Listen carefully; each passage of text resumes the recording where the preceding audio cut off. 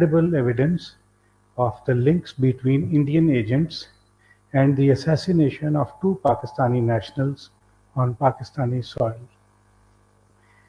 These are killings for hire cases involving a sophisticated international setup spread over multiple jurisdictions.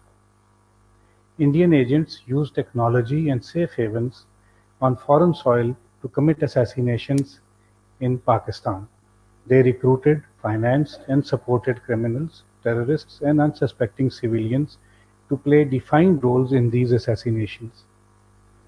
Indian media and social media accounts immediately claimed and glorified these killings as successful retribution against enemies of India and projected their capacity to carry out these illegal acts. Potential assassins were recruited using social media, talent spotters, and fake Daesh accounts.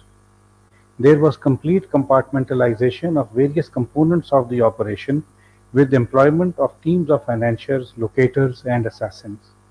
Elaborate exit plans were developed to obscure all potential tracks. At this stage, we are sharing information on two cases. A few other similar cases are under investigation, and we will reveal details about these in due course.